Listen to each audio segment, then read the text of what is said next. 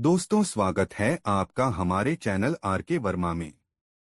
दोस्तों, तेनालीरामा की भक्ति से प्रसन्न हो काली माँ ने उन्हें दर्शन दिए और रामा को 2 कटोरे दिए। पहले कटोरे में दही था जो धन के लिए था, व दूसरे में दूध था जो बुद्धिमता के लिए था।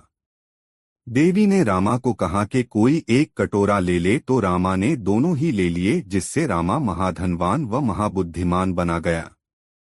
तेनाली रामाकृष्णा ने हिंदू धर्म पर रचनाएं की हैं। कहा जाता है कि वे मूल रूप से शैव थे और रामलिंग के नाम से जाने जाते थे, पर बाद में उन्होंने वैष्णव धर्म अपनाकर अपना नाम रामकृष्ण रख लिया। दोस्तों, ये तेनालीराम के बचपन की कहानी है। बचपन में जब तेनालीराम को माँ काली के दर्शन होते हैं, तब उसके और माँ काली के मध्य क्या बातचीत होती है? वे तेनालीराम को क्या आशीर्वाद देती हैं? यही इस कहानी में बताया गया है, और साथ ही कुछ और मजेदार कहानी भी सुनाई है। वीडियो को पूरा देखें।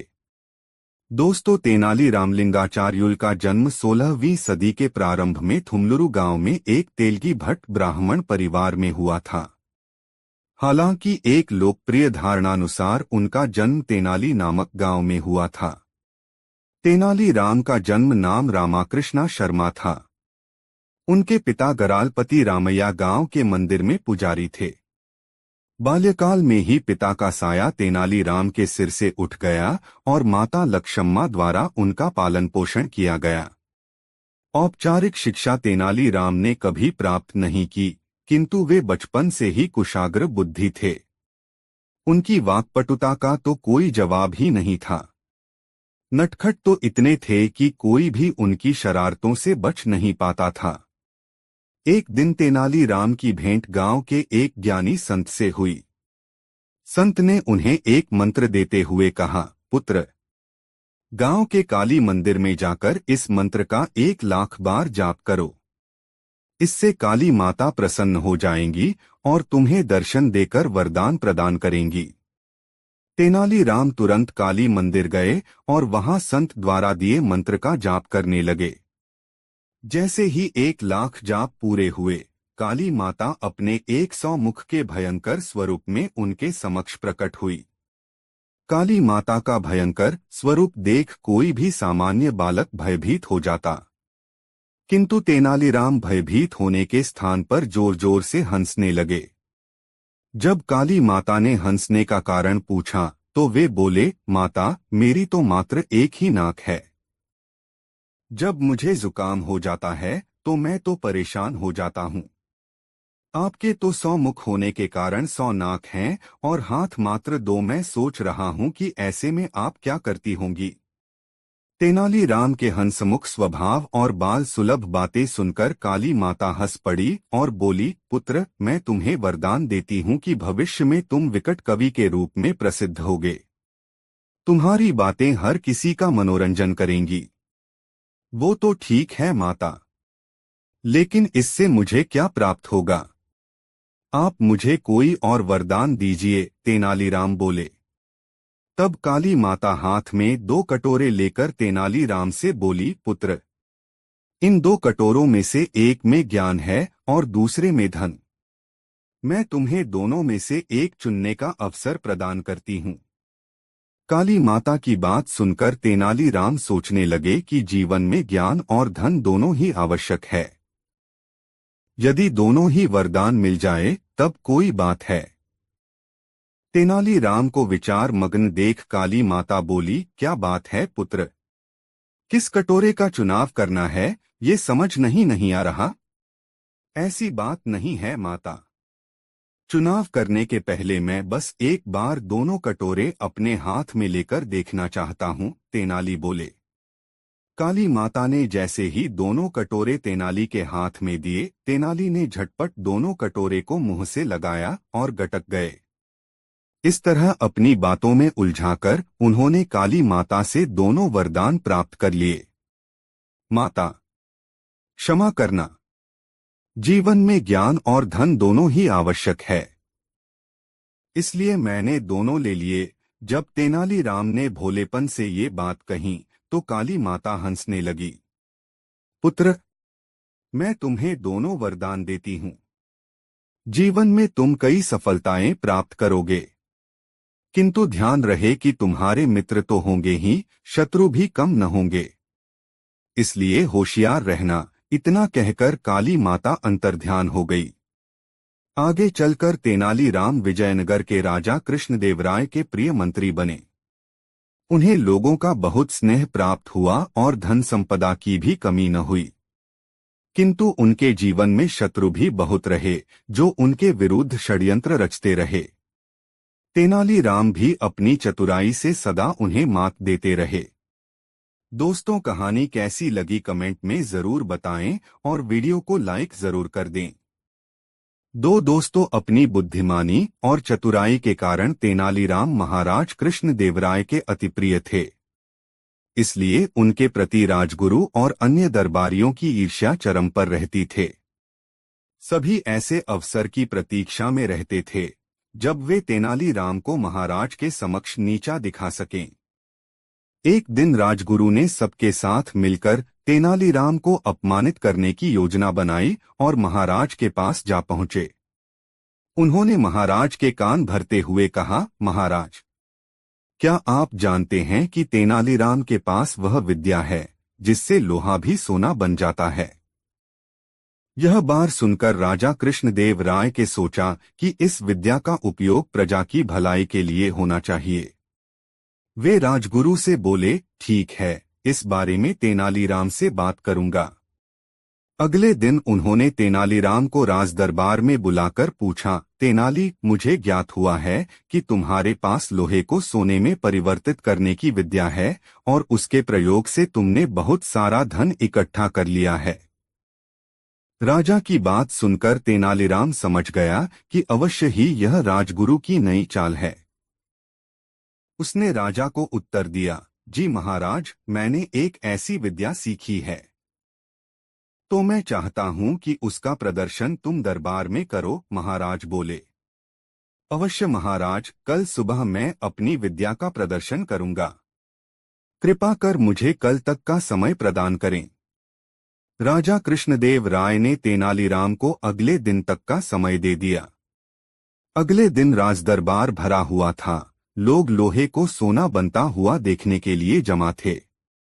वहां उपस्थित राजगुरु और उनके साथी बड़े प्रसन्न थे कि अब तेनालीराम को महाराज के सामने अपमान का मुंह देखना पड़ेगा। कुछ देर बाद तेनालीराम दरबार में उपस्थित हुआ। उसके साथ एक कुत्ता भी था, जिसकी पूंछ एक नली में डली हुई थी। कुत्ते को राजदरबार में देख राजा क्रोधित हो गए और तेनालीराम से बोले, तेनाली, तुम्हारा इतना साहस कि तुम कुत्ते को दरबार में लेकर आ गए। महाराज, मेरी धृष्टता के लिए क्षमा करें, किंतु मुझे कोई भी सजा देने के पूर्व कृपा कर मेरे इस प्रश्न का उत्तर दें। तेनालीराम हाथ जोड़कर बोला, पूछो। महाराज, कितने वर्षों तक कुत्ते की पूंछ को नली में डालकर रखने पर वह सीधी हो जाएगी? तेनालीराम ने पूछा। तेनालीराम, कुत्ते की पूंछ कभी भी सीधी नहीं होती, चाहे उसे कितने भी वर्ष नली में रखा जाए। वह अपनी प्रकृति नहीं छोड़ती, राजा ने उत्तर दिया। ठीक कहा महाराज, जिस प्रकार कुत्ते की पूंछ अपनी प्रकृति नहीं छोड़ती, वैसे ही लोहा भी अपनी प्रकृति नहीं छोड़ता। वह कैसे सोना बन जाएगा? राजा कृष्णदेव राय को अपनी गलती का भान हो गया। वे समझ गए कि राजगुरु ने तेनालीराम को अपमानित करने के लिए उनके कान भरे थे। उन्होंने राजगुरु को कुछ कहा तो नहीं, किंतु तेनालीराम की भूरी भूरी प्रशंसा करते हुए उसे पुरस्कृत किया। राजगुरु और उसके साथी अपना सा मुंह लेकर रह गए। दोस्तों, वीडियो को लाइक जरूर कर दें। एक दिन राजा कृष्णदेव राय के राज दरबार में एक स्त्री आई। वह सौंदर्य की प्रतिमूर्ति थी। उसका सौंदर्य देख हर कोई मंत्रमुग्ध रह गया। स्त्री राजा का सादर अभिवादन कर बोली, महाराज, मैं एक बुनकर हूँ। मैं हर प्रकार की बुनाई में पारंगत हूँ और अपने सहयोगियों के साथ जादुई वस्त्र निर्मित करने की दिशा में प्रयोग कर रहे हैं। अपने बुने वस्त्र का एक नमूना मैं आपके लिए लाई हूँ। इतना कहकर उसने हाथ में पकड़ी एक माचिस की डिबिया खोली और उसमें से एक सिल्क की साड़ी निकाली। उस साड़ी का कपड़ा अत्यंत मुलायम और हल्का थी। उसने वह साड़ी राजा को भेंट कर दी। राजा वह साड़ी देख आश्चर्यचकित रह गए। राजा बोले, तुम्हारा काम देख हम प्रसन्न हैं। आज तक बुनकरी का इतना शानदार नमूना हमने नहीं देखा। स्त्री बोली, महाराज, मैं और मेरे सहयोगी एक विशेष तकनीक पर काम कर रहे हैं। उसी तकनीक से हमने इस वस्त्र को निर्मित किया है। साथ ही हम एक ऐसे वस्त्र भी बना रहे हैं जो इस साड़ी से भी मुलायम, पतले और हल्के हों। उसे ईश्वरीय वस्त्र कहा जा सकता है क्योंकि वैसे वस्त्र मात्र देवतागण धारण करते हैं। राजा बोले, बहुत अच्छी बात है। बताओ किस प्रयोजन से हमारे पास आई हो? स्त्री बोली, महाराज, मैं आपकी सहायता की आस में आई हूं। यदि आप हमारी योजना के लिए धन प्रदान कर दें तो आपका बड़ा उपकार होगा। राजा बोले, अवश्य, हम नई तकनीक विकसित करने के समर्थक रहे हैं। हम अवश्य तुम्हारी योजना के लिए धन प्रदान करेंगे, किंतु समय समय पर तुम्हें हमें अपनी योजना की प्रगति से अवगत कराना होगा और योजना पूर्ण होने के उपरांत सर्वप्रथम वह वस्त्र हमें दिखाना होगा। स्त्री प्रसन्न हो गई और सिर झुकाकर बोली, महाराज, मैं उस योजना में बुना पहला वस्त्र आपको भेंट करूंगी। राजा ने राजकोष से उसे स्वर्ण मुद्राओं से भरी थैली दिलवा दी। थैला लेकर वह प्रसन्नतापूर्वक चली गई। समय बीतने लगा, किंतु बुनकर स्त्री ने अपनी योजना की प्रगति से राजा को अवगत नहीं कराया। राजा चिंतित हुए और अपने मंत्रियों और सेवकों को कार्य की प्रगति का मुआयना करने बुनकर स्त्री के पास भेजा। जब मंत्री और सेवक बुनाकरशाला में पहुंचे तो चकित रह गए। वहां करघे पर 7 व्यक्ति पूरी तन्मयता से वस्त्र बुन रहे थे, किंतु करघे पर कोई वस्त्र नहीं था, न ही कोई बुना हुआ वस्त्र वहां रखा था। वे वापस लौट आई और सारी जानकारी राजा को दी। राजा क्रोधित हो गए और तत्काल बुनकर स्त्री को प्रस्तुत करने का आदेश दिया। बुनकर स्त्री दरबार में उपस्थित हुई। उसके साथ एक कन्या भी थी जो हाथ में थाल लिए हुए थी। वह बोली, प्रणाम महाराज, मेरी भेंट स्वीकार करें। ये उस ईश्वरीय वस्त्र का नमूना है जिसके संबंध में मैंने आपको बताया था। इस वस्त्र की विशेषता यह है कि यह केवल उस व्यक्ति को ही दिखाई पड़ता है जो बुद्धिमान और चतुर है। मूर्ख व्यक्तियों के लिए यह अदृश्य है। देखिए महाराज, इतना शानदार वस्त्र आपने पहले कभी नहीं देखा होगा। कहकर उसने अपने साथ आई कन्या को इशारा किया और उस कन्या ने थाल राजा के सामने ले जाकर रख दी। राजा और मंत्रियों ने देखा कि वह थाली खाली है, किंतु स्त्री ने सबको अपनी बातों के जाल में उलझा दिया था। यदि कोई ये कहता कि उन्हें वस्त्र दिखाई नहीं पड़ रहा तो मूर्ख कहलाता। कोई मूर्ख नहीं कहलाना चाहता था, इसलिए सभी एक स्वर में बोले, अति सुंदर कारीगरी का ऐसा नमूना तो हमने पहले कभी नहीं देखा। ऐसा अद्वितीय वस्त्र मात्र महाराज को ही शोभा दे सकता है।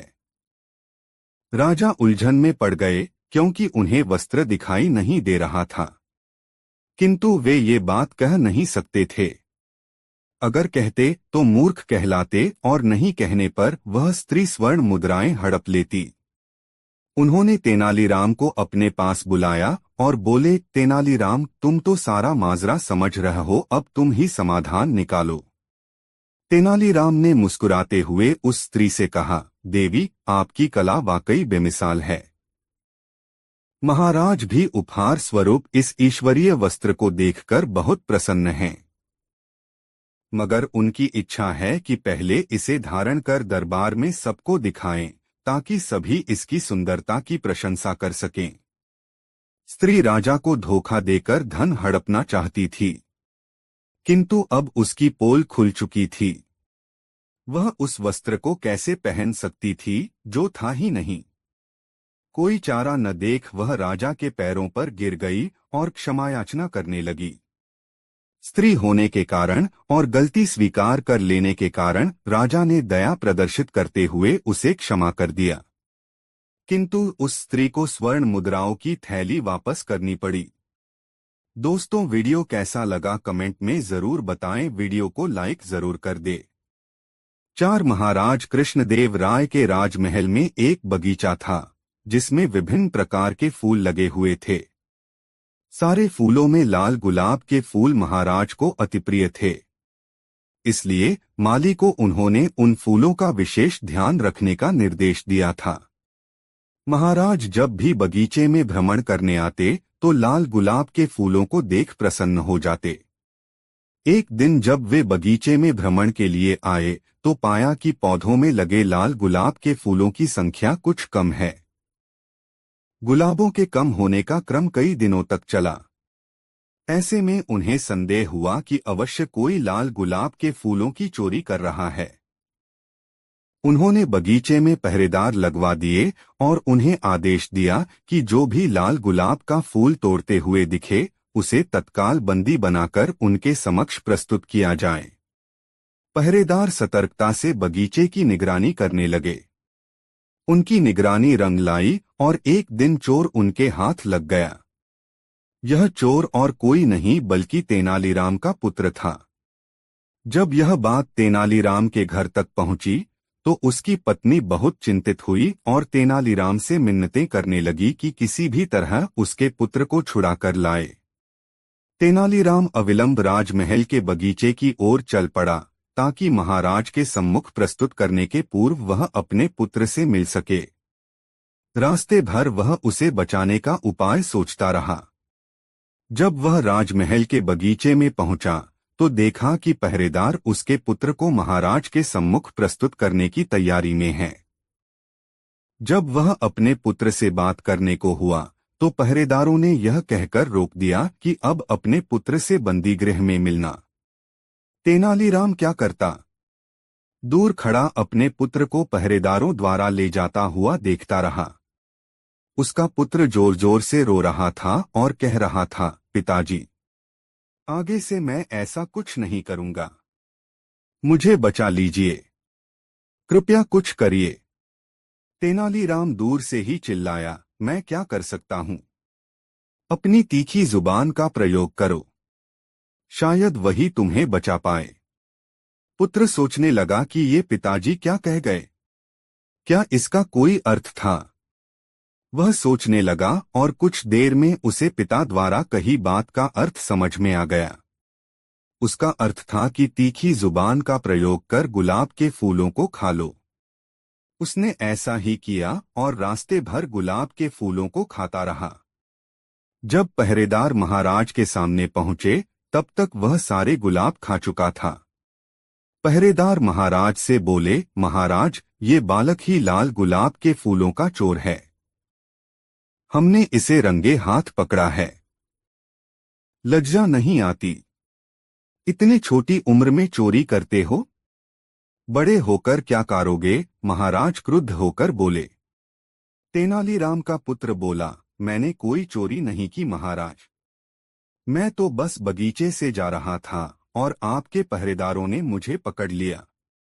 कदाचित इनका ध्येय आपकी प्रशंसा का पात्र बनना है, किंतु महाराज इसमें मुझ निर्दोष को सजा क्यों? अगर मैंने गुलाब चुराए होते तो मेरे पास गुलाब भी होते, लेकिन देखिए मेरे हाथ खाली है। महाराज ने देखा कि उसके हाथ में कोई गुलाब नहीं है।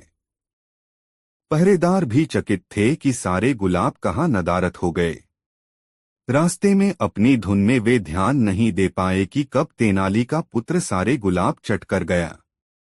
अब बिना प्रमाण के यह साबित करना असंभव था कि वह गुलाब चोर हैं। महाराज पहरेदारों को फटकारने लगे, एक निर्दोष बालक को तुम कैसे पकड़ लाए? इसे अपराधी सिद्ध करने का क्या प्रमाण है तुम्हारे पास? भविष्य में प्रमाण के साथ चोर को लेकर आना। इसे तत्काल छोड़ दो। तेनालीराम के पुत्र को छोड़ दिया गया। वह घर पहुंचा और अपने माता पिता से क्षमा मांगी और उन्हें वचन दिया कि भविष्य में बिना पूछे कभी किसी की कोई वस्तु नहीं लेगा, क्योंकि वह चोरी कहलाती है। तेनालीराम ने उसे क्षमा कर दिया। दोस्तों, वीडियो को एक लाइक जरूर कर दे। 5 दोस्तों, एक बार की बात है, उन दिनों तेनालीराम की आर्थिक स्थिति ठीक नहीं चल रही थी। विवश होकर उसे महाराज कृष्णदेव राय से कर्ज लेना पड़ा। कर्ज लेते समय उसने महाराज को वचन दिया कि वह शीघ्र कर्ज चुका देगा।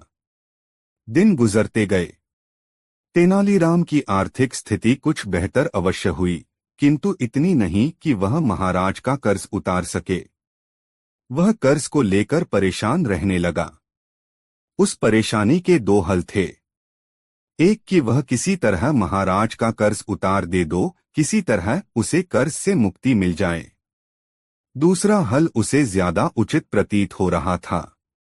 लेकिन वह महाराज से कहे तो कहे कैसे कि वे उसका कर्ज माफ कर दें। बहुत सोच विचार कर उसने एक योजना बनाई और इस योजना में अपनी पत्नी को भी शामिल कर लिया।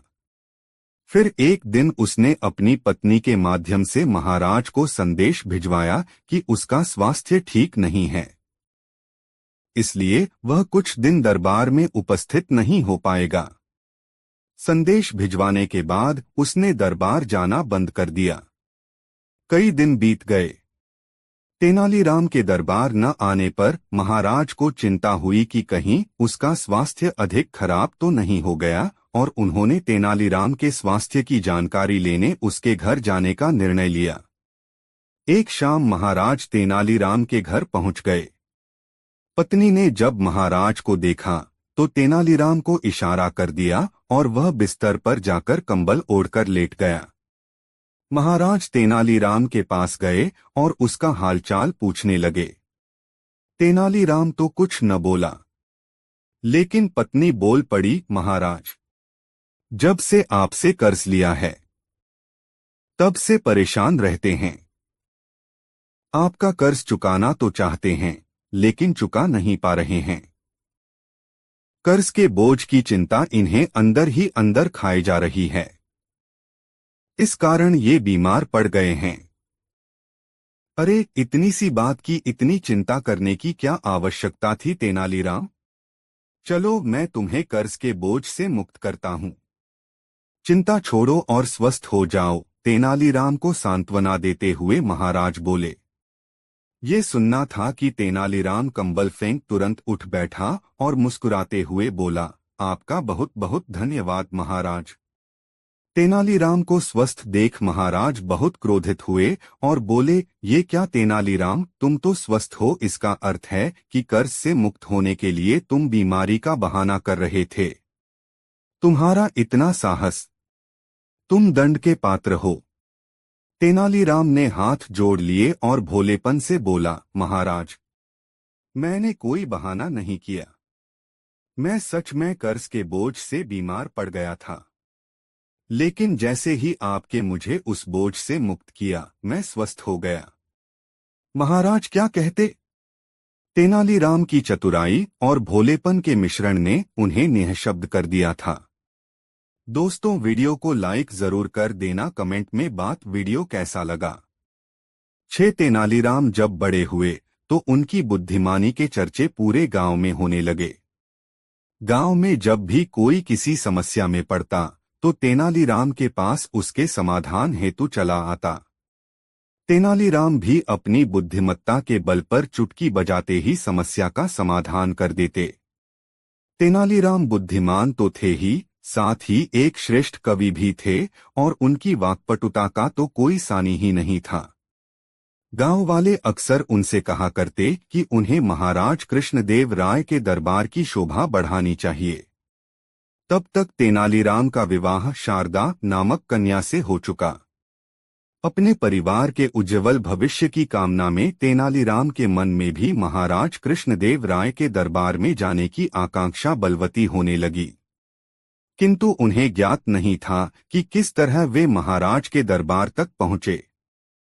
संयोग से एक दिन महाराज कृष्णदेव राय के दरबार के राजगुरु तेनालीराम के गांव पधारे।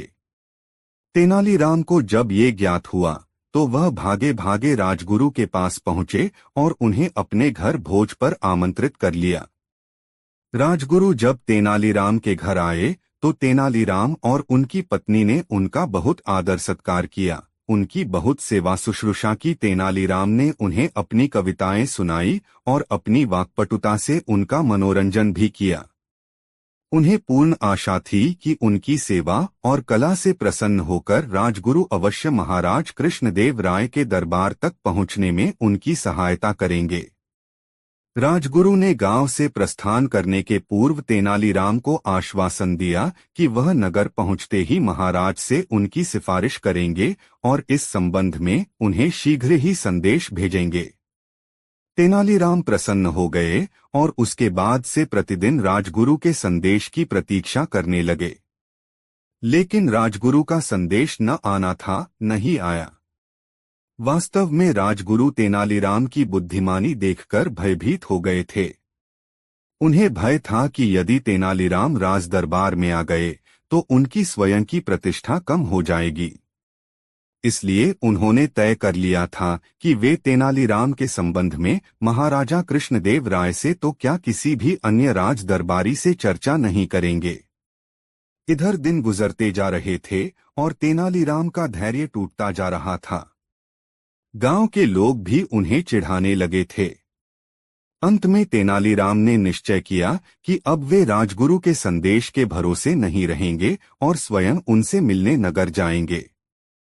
उन्होंने अपनी पत्नी को सामान बांधने को कहा और अगले ही दिन परिवार सहित विजयनगर की राह पकड़ ली। विजयनगर पहुंचकर अपने परिवार को एक धर्मशाला में ठहराकर वे राजगुरु से मिलने निकल गए। उनका पता पूछकर जब वे उनके निवास पर पहुंचे तो देखा कि वहां लोगों की लंबी कतार लगी हुई है। तेनालीराम भी कतार में लग गए।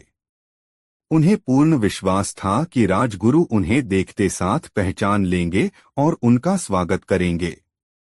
किंतु जब वे राजगुरु के समक्ष पहुंचे तो राजगुरु ने उन्हें नहीं पहचानने का ढोंग किया। तेनालीराम ने उन्हें अपना परिचय देते हुए उन्हें अपनी पिछली मुलाकात स्मरण करवाने का प्रयास किया, किंतु राजगुरु ने सेवकों से कहकर उन्हें अपने घर से बाहर निकलवा दिया। तेनालीराम अपने इस अपमान से बहुत दुखी हुए। उन्होंने तय कर लिया कि चाहे कुछ भी हो जाए वे महाराज से मिलकर ही रहेंगे और राजगुरु से भी अपने अपमान का बदला लेंगे। अगले दिन किसी तरह वह पहरेदारों को बहला फुसलाकर राजदरबार में पहुंच गए। वहां जीवन के वैराग्य और सत्य पर ज्ञानियों और पंडितों की गहन चर्चा चल रही थी। राजगुरु भी उस चर्चा में सम्मिलित थे। राजगुरु कर रहे थे, ये संसार मिथ्या है। जो भी यहाँ घटित हो रहा है सब एक दिवास्वप्न है। ये मन का भ्रम है कि कुछ हो रहा है। यदि जो घटित हो रहा है हम उसमें सम्मिलित न भी हों, हम वह न भी करें तो कोई अंतर नहीं पड़ेगा। यह सुनना था कि तेनालीराम बोल पड़े, राजगुरु जी, क्या सचमुच सब कार्य भ्रम है? तेनालीराम को राजदरबार में देखकर राजगुरु चकित हो गए। उनके मन में आवेश का ज्वार उठ खड़ा हुआ। वे उसी क्षण द्वारपालों से कहकर तेनालीराम को दरबार से बाहर फिकवा देना चाहते थे, किंतु महाराज के समक्ष वे ऐसा नहीं कर सकते थे। इसलिए स्वयं के आवेश पर नियंत्रण रख वे मृदु स्वर में बोले, ये सत्य है कि समग्र कार्य भ्रम है। चाहे कुछ किया जाए या न किया जाए कोई अंतर नहीं पड़ता। यदि ऐसी बात है तो राजगुरु आज दोपहर महाराज के साथ हम सब मिलकर भोजन करेंगे और आप दूर बैठकर देखना और सोचना कि अपने भोजन ग्रहण कर लिया। अब से प्रतिदिन ही ऐसा करना, क्योंकि कुछ किया जाए या न किया जाए कोई अंतर तो पड़ता ही नहीं है। तेनालीराम मुस्कुराते हुए बोला। ये सुनना था कि महाराज और सारे दरबारी हंस पड़े। राजगुरु का सिर लज्जा से झुक गया। महाराज कृष्णदेव राय तेनालीराम के तर्क से बहुत प्रभावित हुए थे। उन्होंने उनका परिचय पूछा। तेनालीराम ने अपना परिचय देते हुए गांव में राजगुरु से मिलने और गांव से राजदरबार पहुंचने का वृतांत सुना दिया। पूरा वृतांत सुनकर महाराज राजगुरु पर बहुत क्रोधित हुए। महाराज तेनालीराम की वाक्पटुता और बुद्धिमानी से अति प्रसन्न थे। उन्होंने उन्हें राज्य का मुख्य सलाहकार बना दिया और इस तरह तेनालीराम महाराज कृष्णदेव राय के अष्टदिग्गजस का अभिन्न अंग बन गए। दोस्तों, वीडियो कैसा लगा कमेंट में जरूर बताएं। साथ राजा कृष्णदेव राय के जन्मदिन के अवसर राजमहल में बहुत बड़े भोज का आयोजन किया गया। पड़ोसी राज्य के कई मित्र राजा उस शुभ अवसर पर महाराज को बधाई देने पहुंचे और उन्हें एक से बढ़कर एक बेशकीमती उपहार दिए। सभी उपहारों में महाराज को सबसे ज्यादा प्रिय 4 फूलदान थे। वे रत्नजड़ित फूलदान कला का उत्कृष्ट नमूना थे। महाराज ने उन्हें अपने शयन कक्ष में रखवाया और एक सेवक को उनके उचित रखरखाव की जिम्मेदारी सौंप दी। सेवक पूरी सावधानी से उन फूलदानों की साफ-सफाई किया करता था। उसे पता था कि महाराज को वे फूलदान कितने प्रिय थे। यदि उसकी असावधानी से उन्हें कुछ भी नुकसान हुआ तो फिर उसकी खैर नहीं। किंतु एक दिन जो नहीं होना था वह हो गया।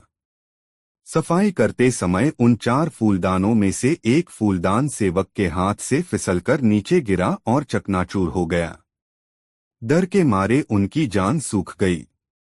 लेकिन यह बात न छिपनी थी और न ही छिपी। महाराज को जब फूलदान टूटने की खबर मिली तो वे आगबबूला हो गए। उन्होंने उस सेवक को फांसी पर लटका देने का आदेश दे दिया। वह सेवक बहुत रोया, बहुत मिन्नतें की, लेकिन महाराज टस से मस न हुए। अगले दिन सेवक को फांसी पर लटकाया जाना था। तेनालीराम को जब ये बात पता चली तो उन्होंने महाराज से मिलकर इस छोटे से अपराध के लिए सेवक को फांसी देने का विरोध किया। लेकिन महाराज इतने अधिक क्रोधित थे कि उन्होंने तेनालीराम की बात अनसुनी कर दी। महाराज को समझाने में विफल होने के बाद तेनालीराम बंदीगृह में उस सेवक से मिलने पहुंचे। सेवक तेनालीराम को देख अपने प्राणों की रक्षा के लिए गिड़गिड़ाने लगा। तेनालीराम उसे दिलासा देते हुए बोले, विश्वास करो, तुम्हें कुछ नहीं होगा। बस फांसी के पूर्व जैसा मैं कहूं वैसा ही करना। तेनालीराम सेवक के कान में कुछ कहकर वहां से चले गए। अगले दिन सेवक को फांसी से पूर्व महाराज के सामने ले जाया गया। महाराज ने उससे उसकी अंतिम इच्छा पूछी तो वह बोला, महाराज, मेरी अंतिम इच्छा बचे हुए 3 फूलदानों को देखने की है। उसकी अंतिम इच्छा पूरे करने वे तीनों फूलदान दरबार में मंगवाए गए। जैसे ही वे फूलदान उस सेवक के सामने ले जाए गए, उसने उन्हें उठाकर जमीन पर पटक दिया। तीनों फूलदानों के टुकड़े जमीन पर बिखर गए। अपने प्रिय फूलदानों का ये हश्र देख महाराज का क्रोध सांतवें आसमान पर पहुंच गया। वे चीख पड़े, ये तुमने क्या कर दिया मूर्ख? इन फूलदानों को तुमने क्यों तोड़ा? महाराज, मेरे हाथों जब एक फूलदान टूटा तो मुझे मृत्युदंड मिला। जब ये 3 फूलदान टूटेंगे तब भी किसी न किसी को मृत्युदंड मिलेगा। मैंने इन्हें तोड़कर उन लोगों के प्राण बचा लिए हैं क्योंकि मनुष्य के प्राण से बढ़कर और कुछ भी नहीं। सेवक हाथ जोड़कर बोला। यह बात सुनकर महाराज में समझ आया कि अपने क्रोध के वशीभूत होकर वह क्या अनिष्ट करने वाले थे। उन्होंने सेवक को छोड़ देने का आदेश दिया और उससे पूछा, किसके कहने पर तुमने से ऐसा किया? सेवक ने तेनालीराम का नाम लिया। महाराज तेनालीराम से बोले, तेनालीराम, हम तुमसे बहुत प्रसन्न हैं। क्रोध के आवेश में लिया गया निर्णय कभी किसी के साथ न्याय नहीं कर सकता। आज तुमने हमारे हाथों अन्याय होने से बचा लिया। दोस्तों, कहानी कैसे लाइक कमेंट में जरूर बताएं। 8 एक दिन राजा कृष्णदेव राय के दरबार में अरब देश का एक व्यापारी आया। उसके पास एक से बढ़कर एक अरबी घोड़े थे। व्यापारी ने हट्ठे कट्ठे और तंदुरुस्त अरबी घोड़ों की राजा कृष्णदेव राय के सामने इतनी तारीफ की कि उन्होंने फौरन उन घोड़ों को खरीदने का मन बना लिया। अच्छी कीमत देकर व्यापारी से सारे घोड़े खरीद लिए गए। व्यापारी खुशी खुशी वापस चला गया। महाराज बहुत खुश थे। लेकिन जब घोड़ों को रखने की बात सामने आई तो समस्या खड़ी हो गई। सारे अस्तबल पहले से ही भरे हुए थे। उनमें नए घोड़ों को रखने का स्थान नहीं था। इस समस्या का निदान राजगुरु के सुझाया।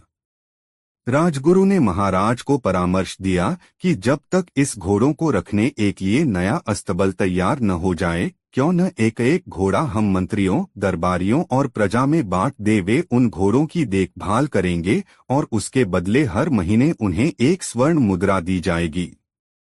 महाराज को राजगुरु की ये सलाह जंच गई और उन्होंने वे घोड़े अपने मंत्रियों और दरबारियों में बंटवा दिए।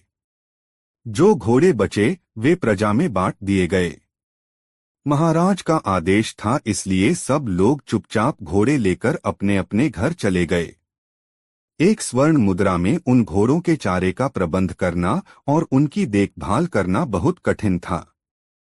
लेकिन वे राजसी घोड़े थे, इसलिए उनकी देखभाल में कोई कोताही नहीं बरती जा सकती थी। सब अपना पेट काटकर घोड़ों की देखभाल करने लगे। एक घोड़ा तेनालीराम को भी मिला। उसने वह घोड़ा अपने घर ले जाकर एक छोटी सी अंधेरी कुटिया में बांध दिया। उस कुटिया में छोटी सी एक खिड़की बनी हुई थी। उस खिड़की से तेनालीराम रोज शाम थोड़ी सी सूखी घास घोड़े को खिलाया करता था। घोड़ा दिन भर भूखा रहता था, इसलिए जैसे ही शाम को खिड़की से सूखी घास देखता, लपककर उसे खा जाता। दिन बीतते गए और वह दिन भी आया जब अरबी घोड़ों का अस्तबल बनकर तैयार हो गया। जिन मंत्रियों, दरबारियों और प्रजा के पास अरबी घोड़े थे, उन्होंने चैन की सांस ली। इतने दिनों में घोड़ों की देखभाल के कारण सबके घर का बजट बिगड़ गया था, कईयों पर कर्ज चढ़ गया था।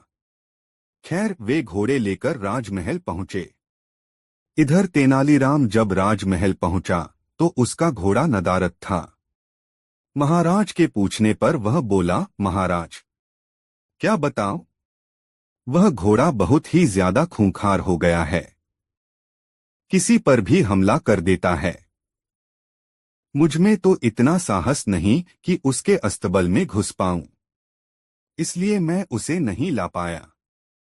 महाराज कुछ कहते, इसके पहले राजगुरु बोल पड़े, महाराज तेनालीराम की बात पर विश्वास नहीं किया जा सकता। अवश्य घोड़ा सही सलामत नहीं है, इसलिए तेनालीराम बहाना कर रहा है। हमें वहां जाकर वास्तविकता का पता लगाना चाहिए। महाराज ने राजगुरु को कुछ सैनिकों के साथ तेनालीराम के घर जाकर घोड़े को लाने का आदेश दे दिया। राजगुरु सैनिक लेकर तेनालीराम के घर पहुंच गए। साथ में तेनालीराम भी था। तेनालीराम ने उसे वह कुटिया दिखाई जहां घोड़ा बंधा हुआ था। राजगुरु जब कुटिया के पास पहुंचे तो तेनालीराम बोला, राजगुरु जी संभल के, घोड़ा सच में बहुत खूंखार हो गया है। आप पहले खिड़की से उसका मुआयना कर लीजिए। राजगुरु ने भी सोचा कि पहले खिड़की से ही मुआयना कर लेना उचित होगा। वह अपना मुंह खिड़की के पास ले गए। दिन भर से घोड़े ने कुछ खाया नहीं था। तेनालीराम शाम के समय ही उसे सूखी घास दिया करता था, इसलिए जैसे ही राजगुरु खिड़की के पास अपना मुंह लेकर गए, उनकी दाढ़ी को सूखी घास समझकर घोड़े ने मुंह में दबा लिया और खींचने लगा। राजगुरु दर्द से चीख पड़े। यह देख तेनालीराम बोला, मैंने कहा था न राजगुरु जी की घोड़ा बड़ा खूंखार हो गया है। राजगुरु क्या कहते, बस दर्द से चीखते रहे और अपनी दाढ़ी छुड़ाने का प्रयास करते रहे, किंतु भूखा घोड़ा भी दाढ़ी छोड़ने तैयार नहीं था। आखिरकार सैनिकों द्वारा तलवार से दाढ़ी काटकर अलग कर दी गई, तब राजगुरु की जान छूटी। उसके बाद राजगुरु ने सैनिकों को आदेश दिया कि वे घोड़े को पकड़कर राजमहल ले चलें। घोड़े को राजमहल में महाराज के सामने ले जाया गया। राजा ने जब घोड़े को देखा तो आश्चर्यचकित रह गए। इतने महीने ढंग से कुछ खाने पीने को न दिए जाने के कारण उसका शरीर सूख गया था और वह एकदम मरियल दिख रहा था। अपने घोड़े की ये हालात देख महाराज बहुत क्रोधित हुए और तेनालीराम से बोले, ये क्या हालत कर दी तुमने घोड़े की। तेनालीराम बोला, महाराज, एक स्वर्ण मुद्रा में मैं इसे जितना दाना पानी दे सकता था उतना मैंने दिया। बाकी लोग आपके डर से अपना पेट काट काट कर घोड़े की देखभाल करते रहे। वह आगे कहता गया, महाराज, राज्य के राजा का धर्म प्रजा की देखभाल करना है, न कि उन पर अतिरिक्त बोझ डालना। इन घोड़ों की देखभाल करते करते और उन्हें बलवान व तंदुरुस्त बनाए रखने में आपकी प्रजा दुर्बल हो गई है। आप ही बताएं महाराज, क्या ये उचित है। महाराज को तेनालीराम की बात समझ में आ गई और उन्हें अपनी भूल का एहसास हो गया। अपनी इस भूल के लिए उन्होंने सबसे क्षमा मांगी और उन्हें इन महीनों में हुए खर्चों की भरपाई भी दी। दोस्तों, वीडियो अच्छा लगा हो तो लाइक जरूर कर देंगे। 4 विजयनगर राज्य का अपने पड़ोसी राज्य से मनमुटाव चल रहा था। तेनालीराम के विरोधियों को तेनालीराम के खिलाफ राजा कृष्णदेव राय को भड़काने का यह बड़ा ही सुंदर अवसर जान पड़ा। एक दिन राजा कृष्णदेव राय अपने बगीचे में अकेले बैठे पड़ोसी राज्य की समस्या के बारे में ही सोच रहे थे कि तभी एक दरबारी उनके पास पहुंचा और बड़ी होशियारी से इधर उधर झांकता हुआ राजा के कान के पास मुंह ले जाकर बोला, महाराज, कुछ सुना आपने? नहीं तो डॉट क्या हुआ? राजा चौंके। महाराज, क्षमा करें, पहले जान बख्श देने का वचन दें तो कुछ कहूं। जो भी कहना हो निस्संकोच कहो, डरने की कोई बात नहीं है, राजा ने दरबारी को अभय दान देते हुए कहा। महाराज, तेनालीराम पड़ोसी राजा से मिले हुए हैं। वे हमारे पड़ोसी राजा के साथ हमारे संबंध बिगाड़ना चाहते हैं। क्या बकते हो? राजा गरज कर बोले। मैं तो पहले ही समझ गया था महाराज। तेनालीराम ने आपके ऊपर ऐसा जादू किया हुआ है कि आप उसकी शिकायत सुन ही नहीं सकते, या यूं कहिए कि तेनालीराम की शिकायत आपके कानों को सहन नहीं होती। तेनालीराम राज्य का सच्चा वफादार है, वह कभी राजद्रोह नहीं कर सकता। तुम्हें कहीं से अवश्य ही गलत सूचना मिली है, राजा कृष्णदेव राय ने उस दरबारी से कहा।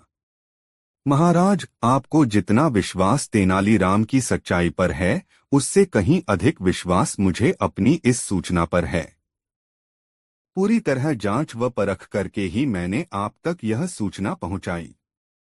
जब उस दरबारी ने खूब जोर देकर अपनी बात कही तो राजा को सोचने पर मजबूर होना पड़ा। राजा ने कहा, ठीक है, मैं इस बात की जांच करूंगा और अगर तेनालीराम दोषी पाया गया तो उसे अवश्य ही कठोर दंड दिया जाएगा। राजा की इस बात से प्रसन्न होकर दरबारी अपने घर चला गया। दूसरे दिन कृष्णदेव राय ने तेनालीराम को एकांत में बुलवाया और बोले, तेनालीराम, हमें सूचना मिली है कि तुम हमारे शत्रु राजा से मिलकर हमारे विजयनगर राज्य को दूसरे के अधीन कराना चाहते हो। तेनालीराम ने जब अपने ऊपर लगाया गया यह आरोप सुना तो वह सिर से पैर तक कांप गया। वह राजा को इस बात का क्या उत्तर दे, उसे एकाएक यह भी सुझाई नहीं पड़ रहा था। राजा ने जब तेनालीराम को चुप देखा तो वह क्रोध से भभक उठे और बोले, तो तुम्हारे चुप रहने का यही अर्थ लगाया जाए कि तुम अपना अपराध स्वीकार करते हो। यह सुनकर तेनालीराम की आंखों में आंसू आ गए। वह बोला, महाराज की बात काटने का साहस न तो मैंने अब तक किया है और न ही कभी भविष्य में कर सकूंगा। राजा तो क्रोध से भरे हुए थे। तेनालीराम के इस उत्तर से वे और भी भड़क उठे। बोले, तुमने जिस पड़ोसी राजा से सांठगांठ की है अब उसी के राज्य में जाकर रहो, मेरा राज्य कल ही छोड़ दो। इतने बड़े अपराध की इतना मामूली सजा? तेनालीराम ने राजा से कहा। तुम्हारी अब तक की सेवा को देखते हुए मेरे तुम्हारे मित्रतापूर्ण संबंधों को देखते हुए तथा तुम्हारे पद की गरिमा को देखते हुए मैं तुम्हें इतना ही दंड देना उचित समझता हूँ। यदि कहीं अपराध किसी और ने किया होता तो मैं उसकी बोटी बोटी नुचवा लेता, राजा ने क्रोध में बिफरते हुए कहा। तेनालीराम ने राजा का फैसला सुना और अपनी सफाई में एक भी शब्द नहीं कहा। बेचारा चुपचाप सिर झुकाकर राजा के सामने से चला गया। दूसरे दिन जब तेनालीराम के विरोधियों ने यह सुना कि तेनालीराम राज्य छोड़कर चला गया है तो उनकी खुशी की सीमा न रही। वह सब राजा पर अपना प्रभाव बढ़ाने के उपाय सोचने लगे और अपनी पदोन्नति के मंसूबे बांधने लगे। तेनालीराम विजयनगर राज्य के शत्रु राज्य की राजधानी पहुंचा और वहां के राजा से मिला। उसने उस राजा के गुणों का वर्णन छंदबद्ध करके उसे सुनाया। राजा अपनी प्रशंसा सुनकर खुशी से झूम उठा। उसने तेनालीराम से उसका परिचय पूछा। तेनालीराम ने अपना परिचय देते हुए कहा, मैं विजयनगर के राजा कृष्णदेव राय का निजी सचिव तेनालीराम हूँ। उस राजा ने तेनालीराम की बहुत प्रशंसा पहले ही सुन रखी थी, लेकिन तेनालीराम से भेंट का यह पहला अवसर था। उस राजा ने तेनालीराम का भरपूर स्वागत किया। तेनालीराम ने इस स्वागत के लिए राजा को धन्यवाद दिया। राजा बोला, तेनालीराम, राजा कृष्णदेव राय हमें अपना शत्रु मानते हैं, फिर भी तुम हमारे दरबार में निडर होकर कैसे चले आए? तुम तो राजा कृष्णदेव राय के निजी सचिव हो। यहाँ शत्रु के राज्य में तुम्हारा कोई भी अनिष्ट हो सकता है? राजा ने हालांकि सच कहा था। फिर भी तेनालीराम ने मुस्कुराकर कहा, राजन, आप विद्वान हैं, आपके पास अपार शक्ति है। आप सुयोग्य प्रशासक हैं और प्रजा की भलाई चाहने वाले हैं। बिल्कुल ऐसे ही गुण हमारे महाराज में भी हैं। वे आपको अपना शत्रु नहीं, मित्र मानते हैं। आपकी इसी भ्रांति के निवारण के लिए महाराज ने मुझे आपके पास भेजा है। महाराज हमारे दुश्मन नहीं, दोस्त हैं। आश्चर्य से चौंकता हुआ राजा बोला, लेकिन हमारे जासूसों ने तो हमें यह खबर दी थी कि राजा कृष्णदेव राय हमारे राज्य पर हमला करने की तैयारी कर रहे हैं। हाँ राजन, हमारे गुप्तचरों ने हमारे महाराज से यही बात आपके लिए भी कही थी। तभी हमारे महाराज ने मुझे आपके पास भेजा है। युद्ध कभी किसी के लिए लाभकारी हुआ है जो आप जैसे दो विद्वान राजाओं को लाभकारी होगा, तेनालीराम ने कहा। उस राजा पर तेनालीराम की बातों का असर हुआ। वह बोला, लड़ाई तो मैं भी नहीं चाहता, लेकिन यह बात साबित कैसे हो कि राजा कृष्णदेव राय सच्चे दिल से सुलह के इच्छुक हैं? आप कल ही कुछ उपहार व संधि पत्र देकर अपना एक दूत विजयनगर भेज दें। उस दूत को मैं भी अपना एक पत्र दूंगा। यदि महाराज कृष्णदेव राय आपका उपहार स्वीकार कर लें तो मित्रता समझी जाए, और यदि वे उपहार लौटा दें तो आप मुझे जो चाहे दंड दे दें। लेकिन यह तो मेरी तरफ से सुलह का पैगाम हुआ। यह तो मेरी हेठी मानी जाएगी, राजा ने कहा। लेकिन संधि प्रस्ताव लेकर तो मैं स्वयं आपकी सेवा में उपस्थित हुआ हूं।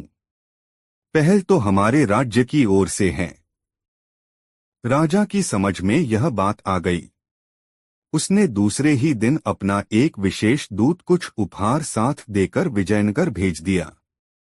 उधर राजा कृष्णदेव राय को भी यह पता चल चुका था कि तेनालीराम बेकसूर था।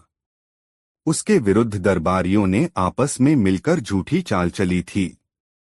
इधर जैसे ही शत्रु राजा का दूत बहुमूल्य उपहार लेकर राजा कृष्णदेव राय के पास पहुंचा तो राजा प्रसन्नता से भर उठे। उन्होंने मन ही मन तेनालीराम की बुद्धिमानी की प्रशंसा की और उस दूत के साथ ही अपना मंत्री भी उस राजा के लिए उपहार देकर भेज दिया। राजा कृष्णदेव राय ने अपना एक विशेष पत्र भी उस राजा के नाम लिखा कि तेनालीराम को तुरंत वापस भेज दिया जाए। और जब तेनालीराम वापस विजयनगर पहुंचा तो राजा कृष्णदेव राय ने उसका विशेष स्वागत किया और उसे ढेरों पुरस्कार दिए। जिन दरबारियों ने तेनालीराम के विरुद्ध षड्यंत्र रचा था, वे दरबारी शर्म से पानी पानी हो गए। दोस्तों, इस वीडियो को लाइक जरूर कर दे और वीडियो कैसा लगा कमेंट में जरूर बताएं। नौराजा कृष्णदेव राय के जन्मदिन के अवसर राजमहल में बहुत बड़े भोज का आयोजन किया गया। पड़ोसी राज्य के कई मित्र राजा उस शुभ अवसर पर महाराज को बधाई देने पहुंचे और उन्हें एक से बढ़कर एक बेशकीमती उपहार दिए। सभी उपहारों में महाराज को सबसे ज्यादा प्रिय 4 फूलदान थे। वे रत्नजड़ित फूलदान कला का उत्कृष्ट नमूना थे। महाराज ने उन्हें अपने शयन कक्ष में रखवाया और एक सेवक को उनके उचित रखरखाव की जिम्मेदारी सौंप दी। सेवक पूरी सावधानी से उन फूलदानों की साफ-सफाई किया करता था। उसे पता था कि महाराज को वे फूलदान कितने प्रिय थे। यदि उसकी असावधानी से उन्हें कुछ भी नुकसान हुआ तो फिर उसकी खैर नहीं। किंतु एक दिन जो नहीं होना था वह हो गया। सफाई करते समय उन 4 फूलदानों में से एक फूलदान सेवक के हाथ से फिसलकर नीचे गिरा और चकनाचूर हो गया। डर के मारे उनकी जान सूख गई। लेकिन यह बात न छिपनी थी और न ही छिपी। महाराज को जब फूलदान टूटने की खबर मिली तो वे आगबबूला हो गए। उन्होंने उस सेवक को फांसी पर लटका देने का आदेश दे दिया। वह सेवक बहुत रोया, बहुत मिन्नतें की, लेकिन महाराज टस से मस न हुए। अगले दिन सेवक को फांसी पर लटकाया जाना था। तेनालीराम को जब ये बात पता चली तो उन्होंने महाराज से मिलकर इस छोटे से अपराध के लिए सेवक को फांसी देने का विरोध किया। लेकिन महाराज इतने अधिक क्रोधित थे कि उन्होंने तेनालीराम की बात अनसुनी कर दी। महाराज को समझाने में विफल होने के बाद तेनालीराम बंदीगृह में उस सेवक से मिलने पहुंचे। सेवक तेनालीराम को देख अपने प्राणों की रक्षा के लिए गिड़गिड़ाने लगा। तेनालीराम उसे दिलासा देते हुए बोले, विश्वास करो, तुम्हें कुछ नहीं होगा। बस फांसी के पूर्व जैसा मैं कहूं वैसा ही करना। तेनालीराम सेवक के कान में कुछ कहकर वहां से चले गए। अगले दिन सेवक को फांसी से पूर्व महाराज के सामने ले जाया गया। महाराज ने उससे उसकी अंतिम इच्छा पूछी तो वह बोला, महाराज, मेरी अंतिम इच्छा बचे हुए 3 फूलदानों को देखने की है। उसकी अंतिम इच्छा पूरे करने वे तीनों फूलदान दरबार में मंगवाए गए। जैसे ही वे फूलदान उस सेवक के सामने ले जाए गए, उसने उन्हें उठाकर जमीन पर पटक दिया। तीनों फूलदानों के टुकड़े जमीन पर बिखर गए। अपने प्रिय फूलदानों का ये हश्र देख महाराज का क्रोध 7वें आसमान पर पहुंच गया। वे चीख पड़े, ये तुमने क्या कर दिया मूर्ख? इन फूलदानों को तुमने क्यों तोड़ा? महाराज, मेरे हाथों जब एक फूलदान टूटा तो मुझे मृत्युदंड मिला। जब ये 3 फूलदान टूटेंगे तब भी किसी न किसी को मृत्युदंड मिलेगा। मैंने इन्हें तोड़कर उन लोगों के प्राण बचा लिए हैं क्योंकि मनुष्य के प्राण से बढ़कर और कुछ भी नहीं। सेवक हाथ जोड़कर बोला। यह बात सुनकर महाराज में समझ आया कि अपने क्रोध के वशीभूत होकर वह क्या अनिष्ट करने वाले थे। उन्होंने सेवक को छोड़ देने का आदेश दिया और उससे पूछा, किसके कहने पर तुमने से ऐसा किया? सेवक ने तेनालीराम का नाम लिया। महाराज तेनालीराम से बोले, तेनालीराम, हम तुमसे बहुत प्रसन्न हैं। क्रोध के आवेश में लिया गया निर्णय कभी किसी के साथ न्याय नहीं कर सकता। आज तुमने हमारे हाथों अन्याय होने से बचा लिया। दोस्तों, वीडियो कैसा लगा कमेंट में जरूर बताएं। ऐसे और मजेदार वीडियो सुनने के लिए देखने के लिए हमारे चैनल RK वर्मा को सब्सक्राइब जरूर कर ले और यह वीडियो अपने मित्रों को जरूर शेयर करें। वीडियो देखने के लिए धन्यवाद।